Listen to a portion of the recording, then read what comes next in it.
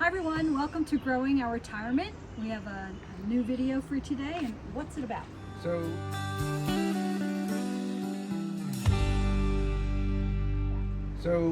in our series about how to start a backyard plant nursery on a super low budget, we thought we wanted to continue that this year. So it's been about a year since we started that. We started filming a little after we started it, but now it's been about a year, and we are now into another cycle. So we want to explain to you what the best things to do right now to continue to grow up your small nursery. Yeah. Last year we successfully got to about 500 plants, and this year we're going to grow even bigger, and we're going to show you what the next steps are. You get a lot of questions about these, right? Right, so we get a tremendous amount of questions about our totes, and we're going to show you we're going to do some unveiling today of what the totes look like after they've been sitting, some of the plants in there for almost a year now. So we started softwood cuttings and hardwood cuttings. All the softwood are ready to be potted up. It's like Christmas morning. It is. It's really great when you open them. It's like a miracle. And then some of the hardwoods are going to be ready pretty soon. They're not quite ready. They could stay a little bit longer. But you can leave the totes in all winter long. Some reminders, leave them in there. Check to make sure that they're damp. Don't let them dry out. They can. You want to have your holes poked in the side so you don't get this green growth. That was in another video. You can check that out. Yep, that's in our series. You also want to remember a couple other things. They don't have holes in the bottom. So we've opened these up for a few days to let the plants acclimate to the natural humidity because they're super humid in there. Yeah. Now they are not. So we open up the tops a little bit, but you don't want to leave them that way because one rain and they'd be flooded. There's no holes in the bottom. You'd be in big trouble. Right? Okay. So let's go ahead and move along, and we'll start to show you a couple of them. So now we're going to go over like a checklist, what to do right now. Right. So you're 1 year into starting a brand new plant nursery. Yeah. We started with some softwood cuttings last year. We did some additional softwood cuttings, and we did a lot of hardwood cuttings over the winter. We have many videos about softwood and hardwood cuttings that you could refer back to, so we won't go into that now. But the key is, everything here was fine all winter long in the totes. Yeah. So that was some softwood from last year and some hardwood that we did in January, February. Everything's completely fine. And you'll see them go dormant. If you want to pop them open, make sure that they're moist. Right. And then you'll see them spring out in the spring, which is fantastic. And so we're going to show you a couple of those. And we're not going to cover everything you could do in your nursery this time of year, but we're going to cover some of it. And the next thing that we need to do is to get all the well-rooted cuttings into pots. Got it. And make that transition. So, okay, so this is sort of the gardener's edition of the unboxing video, right? This is the miracle of plants, right? This is really exciting. If you don't enjoy this, you're probably not a gardener. But, from little cuttings, we've done well. We've had some fails this year, but we've by and large done pretty well. Everybody will too. And not all going to work. That's how you have to expect that, and you have to sort of overcompensate. So if you wanted 100 of something, and I think I've said this before, shoot for 150, because you're going to lose some in the rooting process, and you're going to lose some in the transplanting process when you take them into pots. Yep. I don't know, we've just never had 100%. Get pretty close sometimes on certain plants though. Some are really notoriously more difficult. Right. So let's take a look. So what's the first one? It's right here? Yep. Okay. Ooh. Okay, so here's a tray of azaleas. These happen to all be from our property, and we just give you an idea of what they kind of look like. They're very hard to pull out because they're extremely well rooted. This is great. Woo. And we're not gonna pull them all out this way, but I'm just gonna show you really quick what these look like. So wow. Here's 5 or 6 rooted plants. That's awesome. There's a little teeny one. Probably won't make it, but it's hard to tell the size of the roots on these, but they're really large. They're very fine. This whole thing is roots. Yep. This one's going to be even bigger. And you just gently break them apart. And this is why we use the sphagnum peat moss with perlite. It's about 1/3 sphagnum, 2/3 perlite. And light and fluffy. Those are some really nice rooted azaleas. And we need to now pot them up since we've disturbed them. All these little ones are even worth doing. How exciting.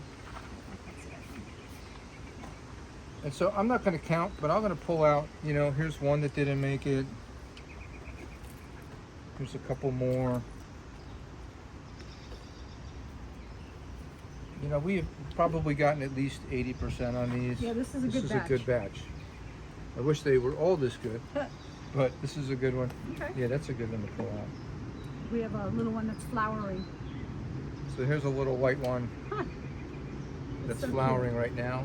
And so those are going to go in pots right away. Okay.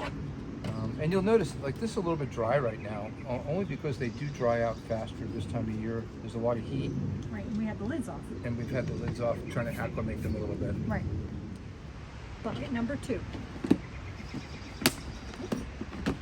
And by the way, if I didn't say so, each one of these started out as about 100. So these are Kousa dogwoods, and I'd say that's pretty impressive. Yeah. There are a few in here I can tell that didn't make it. There's some sticks. These have been here since we trimmed the Kousa dogwoods, probably last June or July. So these have been in here about a year now. So they're really, really well rooted, and it's going to be difficult to get the first couple out. But we're going to go in with this blade.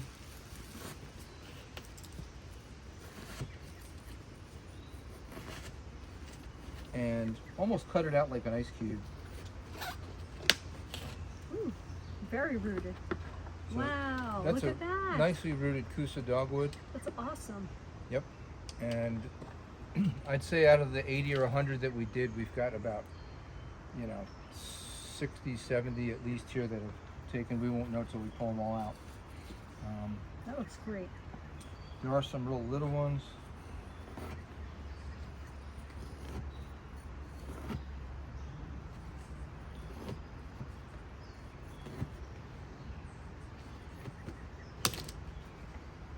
Wow. They're really in there. That one's got a real long root. Oh, I love it. You got to be careful when you pot these up because you want to be very gentle with them. Okay. So that's that.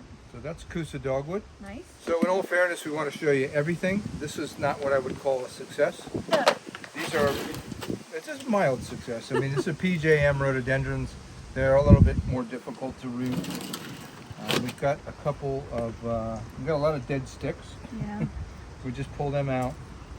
Oh, this one's rooted. No leaves, but roots. Yeah, it does have root. So that may be viable. Yeah.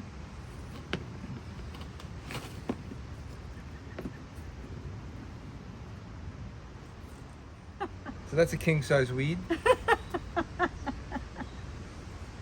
And so here's a good example. That's a nice plant. That looks awesome. That's going to do really well. It's got great new growth on it. That's a total success. So, you know, let's just say we had 100. I think we've probably gotten 35 here that took. You know, that's not terrible. You know, you always want to kind of be hedging your bets and overdoing. So, you know, I think I've got almost 1,000 cuttings here going. Okay. And my goal is that I would have no less than 500 because we're going to grow 500 plants per year in our low-cost startup plant nursery. So one way or the other, we're going to have at least 500 plants. Cool. So the other thing that has to happen, if you can imagine, is we need these totes back, right? Because it's June. Yes. We need Let's to go. start over. We need to go through all of our sources for cuttings, and we've got to go ahead and start getting cuttings going. We're going to take all of this medium that's here, and we're going to dump it in the wheelbarrow. We're going to add a little bit of soil to it. We're going to use it for potting up everything in pots. And then we're going to keep all of those new fresh plants nicely watered. For the next month or so, we're probably going to water them once or twice a day, just at least lightly, kind of like a mist system, but we don't want them drying out. So what about the hardwood cuttings we did like February in the winter? I mean, like when we almost got arrested at our church. We got permission to take those cuttings. We had permission. So we did take a lot of hardwood cuttings this winter, and they were from plants that we have on our property, plants that we have in the bigger nursery. And at our church's and property, at our church, and and our at some friends. property. Because we're always trying to like have more variety of plants Yeah. and get into new things. So this is a big batch of ilex or holly that we took. These did come from our church. And you'll see that they look super healthy, right? They've got nice growth, which means they're alive and viable. I don't see any dead sticks. And I think that, you know, one of the things about hardwood cuttings is that they are hardier and they do take a long time to root, but they do tend to do pretty well. So, you know, they're less fragile. And but I think you've got to have more patience. You've got to wait longer. So if we were to pull one of these up, you know, these were done in February, and if you can see the root ball there, that's pretty good. It's pretty impressive. But I'm going to say these don't need to be rushed, right? Like, there's not a big rush in getting these in pots. They'll do fine here. We'll keep the lids on for a little bit longer, and I would give these a month or two more. And then then we want to probably put them in pots, so that we get them in like in July, and so that we know that they're going to be okay for the winter. Okay. Because, you know, tender small plants, winter, out in the open, not in a tote, is kind of a tough thing. You could lose half of them, and we don't want to do that. So, you know, either do them now, put them in pots, or you can wait. It'd be fine to wait. Okay. I'm going to wait. Plus, I have like another 500 to do anyway, so. When I'm ready to get to these, that need to be done. We'll take another look and pull a couple more out and see how they look. But they really have rooted really well. You know, we might have one or two sticks in here that are dead, but I don't see any. I don't either. So we did really well. And these were taken in the middle of February. They sat out here in the freezing cold all winter long. You know, I've misted them to keep them damp maybe once a month. You know, this time of year a little bit more because we've got the holes in the side. Right. And so the humidity tends to get out. You do lose a little bit of water. So you're going to watch them a little bit more in the spring and summer. But they could stay in here a really long time. Yeah.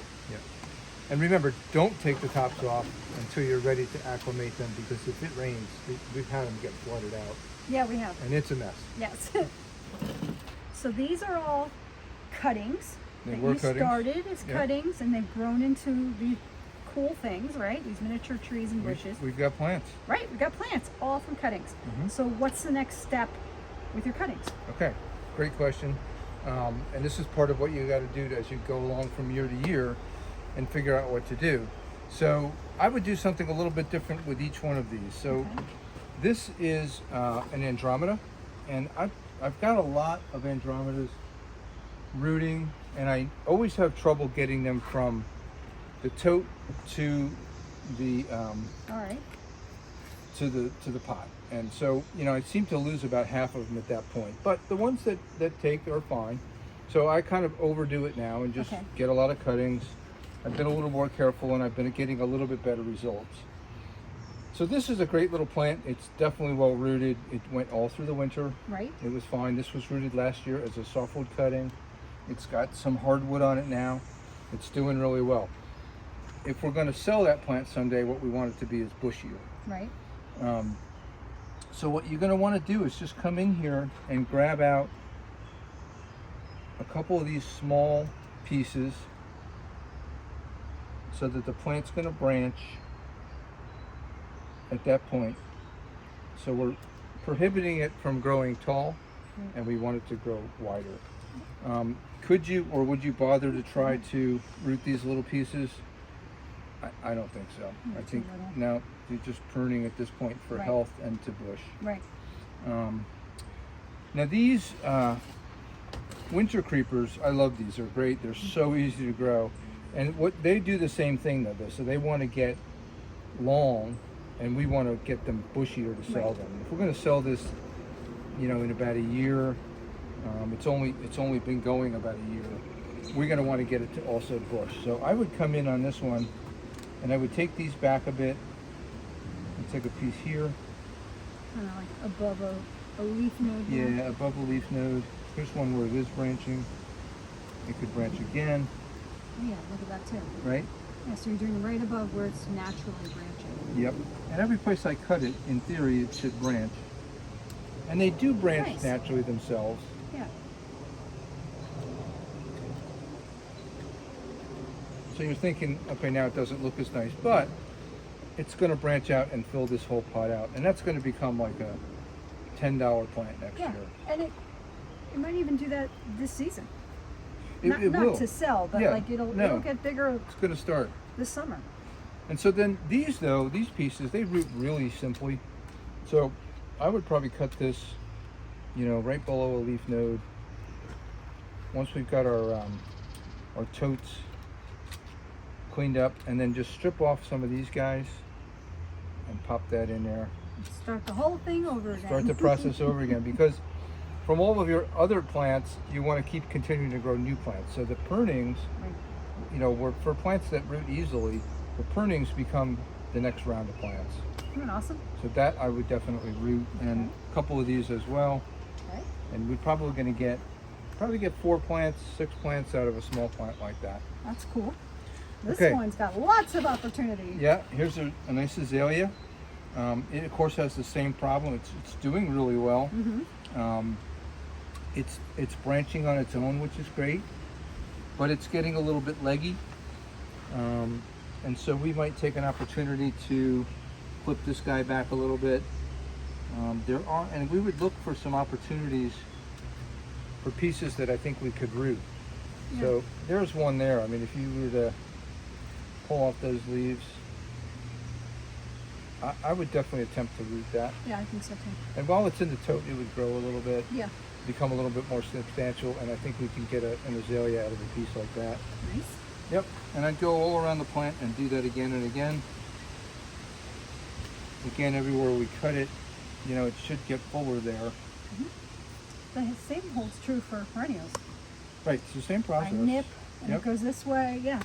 So we keep that guy, and then this one, this is kind of a shoot. I can see where we trimmed it last year because it probably got real shooty. And I'm going to take that one way back. And you're going to say, oh, that's kind of severe, but I don't really want it to have all kinds of shoots. Right. We've And got I'll- 4 new plants right here. 4 new plants right there. So I would do that. Great. Okay. And so here's one of our arborvitaes, and you have to imagine, we started this from something Like, the size of like that little Exactly. piece right there, okay? Right. And look what it's become in 1 year's time. yeah. This is one where I would just do nothing. These are doing great. I agree. We got about 65 out of 100 attempts Yeah. that we did strictly for this series, and you know what? That doesn't need anything. It's been fertilized this year. We'll keep them weeded, keep them watered, and you just let that double probably this year. Yeah.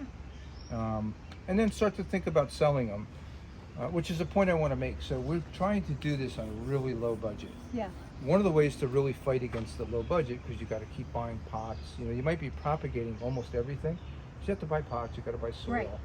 So why not sell off? If this plant gets to be that big, Right. and you can get $8 for it or $10, why not sell some of them off, cover your costs, starting in kind of your second full year, and then you're not out of pocket. And then by the third year, you're really starting to become very profitable. So that's a little tip if you want to keep your costs down. Maybe this winter, this might offer also a couple of cuttings where you could just go in and just grab one little piece so that you're growing a plant and starting at least one more. Right. Right? Right. You Keep that cycle going. Yep. You're growing a plant, if you're getting 10 out of it, that's great too. Yeah. So, So something else we're going to be working on in our little nursery over here is dividing hostas. right. Right. I have a lot of perennials that I'm going to divide that I've held back from selling because I want to divide and propagate them that way. Yep. So we'll have more to sell next year. Now this is a good example. I don't know if you can see really well, but there clearly is like 2 separate plants growing here like that. So this one to me says 100% easy to divide. It'll do well. Got one little one there too. Yeah. So that's 3. And that was one It's hardy. division last year. Yes. So this is only, I don't know, it's only about 8-10 months later. Right. It's already becoming almost 3 plants. Yeah. This one too clearly has 2 different groupings here, and I just take them and I cut them right down the middle. And here's another little one, so that could be 3. This one is just 1, so to me there's nothing to divide there yet. So I would hold off on that one Yep. till next spring. Yeah, it's interesting when you're getting started where, you have very little material. You might start with some cuttings, a Yeah. few divisions of this or that. and how quickly though it starts to multiply. Yeah. So into like about year 2 and 3, you're starting to get a lot. Yes. We're actually kind of at this point could probably propagate more plants than we could sell. I mean, we've Right. got a certain amount of plants we sort of sell each year. Right. I don't know that we're going to grow all of that unless we do it through variety. Right. But we're getting to a point where we've got enough material to work with that we can propagate Yes. a lot of plants. I have to more than say- we probably could need. It is a little hard because you see all these gorgeous hostas or whatever your plant is, and you're like, oh, I want to sell all of them. Yeah. So it's kind of like a little painful to hold them back. Right. When knowing they're ready that to you sell. want to divide them, that Yep. you need to have them mature and just take the slow route. Because if you want to always have product to sell, Yep. you can't. Yeah. You can't sell from an empty cart. You always Right. have to have something in the hopper Yeah, you need to that make you're a working on. perpetual cycle. Yes. So it does work well. And so this is something we started to do this year is hydrangea. So two things we've done. We've got a big kind of old-fashioned white hydrangea that we took a lot of cuttings from. And this was just done like in March. Yeah. It's just recent. That I can tell none of them have rooted yet, but they are certainly nice and green and growing. Isn't it funny how they look like they're like alive and well? Yeah, they're getting lots of water Right, through but their sticks. No roots yet. So, that's just done, and this container does have holes in the bottom. We're just leaving it open like this and keeps it wet all the time. It's an old container, as you can see. So this is Still probably works. its last life, but that's it. And then we brought in some limelight hydrangea. Here's a plant. This is a good example of starting with something, really small and where you can go with it. So this plant, we'll probably get some cuttings off of it this year. Maybe 6 cuttings, which is very little. So we've got a couple of these, so we can start to just multiply out the amount of plants that we have. Yeah. These root, easily. Like we bought this so we could propagate it. Yes, so sometimes you have to actually do that. Yes. Or find someone who's got one and they'll let you have a few cuttings. Yeah. Because if you want to get started with a plant, that's what you do. So this is a non-patented Yes. limelight panicula. It's just off patent a couple years ago. Certainly okay to propagate now. Be careful though, because there's so many that are patented or trademarked. It gets super confusing. But the panicula is not patented any longer. It was. Good. It's been around for over 20 So we're years. legit. Yep, absolutely. We don't grow anything that's Nope. that's patented or propagated. So that's a few more of the things that we're doing. Yeah. So we're going to have our hands full getting all of these things potted up. There'll be we're going to go now into the hot summer, so we have to be careful that we keep them nice and moist Yeah. and don't lose any of them. You do lose some plants from tote to pot. There's not that much you can do about that, Right. other than watch them carefully or install maybe a misting system, which we're not going to do. No.